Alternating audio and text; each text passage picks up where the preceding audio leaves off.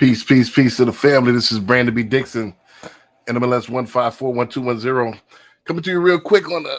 This isn't really a podcast. This is going to be like a real quick message, man. I had a real quick rant, should I say, real quick thought on the Saturday night. Like I said, headed to the event real quick and shooting a couple of quick commercials for the social media. But man, I wanted to come to y'all real quickly and talk about the lost art of customer service.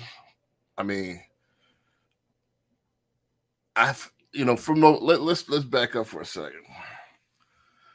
I could probably count on maybe one or two hands the places I've had good customer service.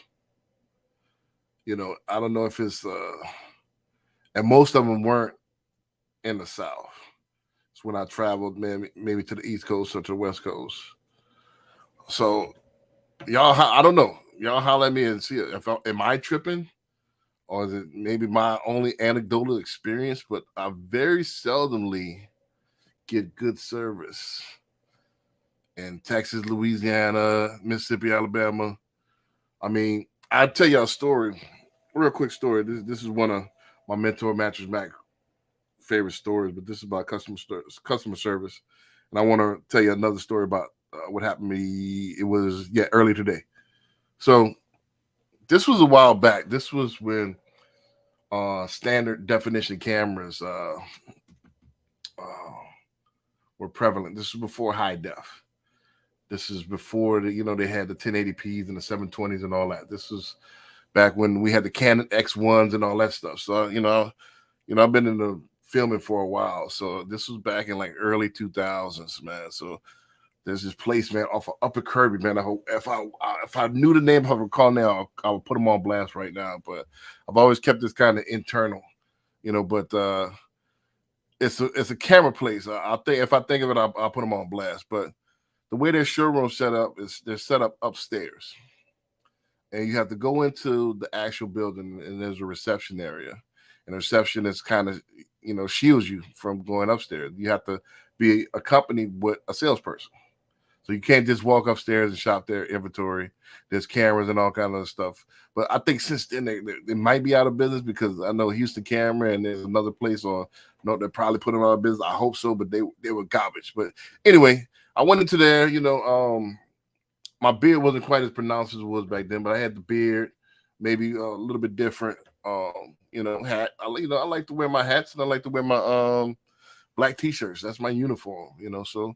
Going there, but I had 16 grand in my pocket to spend. I was gonna get some cameras, some lights, some mics, the whole setup, So went in there, say, hey, y'all, I would like to check out. I know the exact camera I wanted. I need to check out. I want to check out before I buy it, but Canon XL1, blah blah blah blah blah blah. Okay, yeah, the salesman will be right with you. Like, huh? Nah, I just want to check it out, and nah, you got to go up there with a salesman. Okay, cool. Sat there and waited. And waited. About 30 to 35 minutes later, here comes a salesman. We call them leaping Lennies. The leaping Lennies, that the kind of cats is all 100 miles an hour and leaping everywhere and going fast. So, yes, sir. How can I help you? I'm looking at. So I didn't want to tell them all what I wanted to buy. So I wanted to go with the smallest item first. Yeah, I'm looking for this camera light.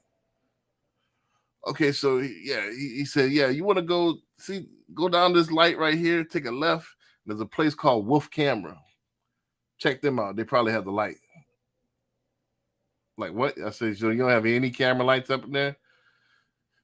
Yeah, we have lights, but I think Wolf would be better for you. Okay. So I left out. I'm like, all right, let me test the theory. So I sent a girlfriend of mine at the time, and this was just when picture phones and all that stuff started coming out. So I said, I want you to shop this store. Go in there and see how long it takes you to actually get inside the showroom floor and put your hands on this camera. So she went in there, less than 2-3 minutes, she's on the showroom floor. And she got the camera in her hands, and she sent, send me a picture of the camera. Hey, this is what you're looking for? I'm like, well, how long did it take you? 3 minutes. I'm like, wow.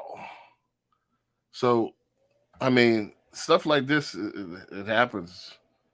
And it's a shame that people put their egos and put their prejudgment ahead of making money.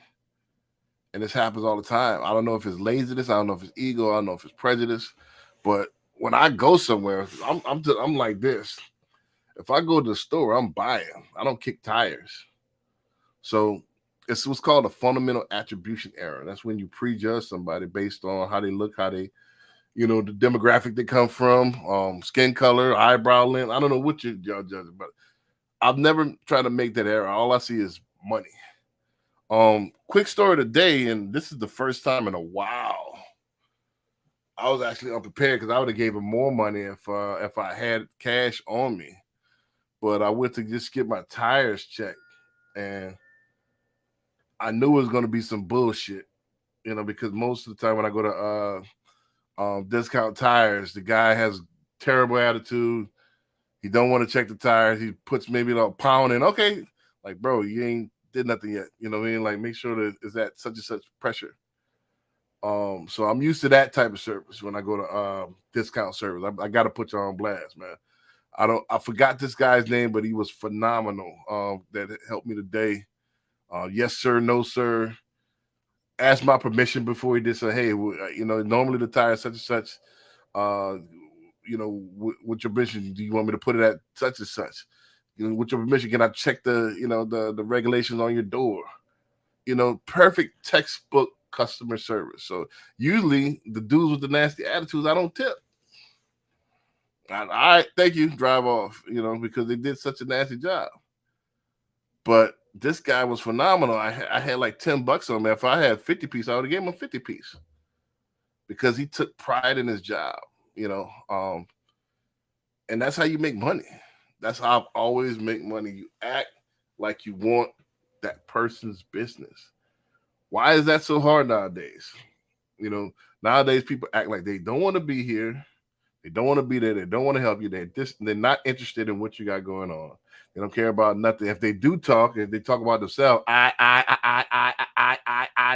What the hell is that? Nobody. I don't care about what courses you're studying in college right now, dude. I don't give a shit.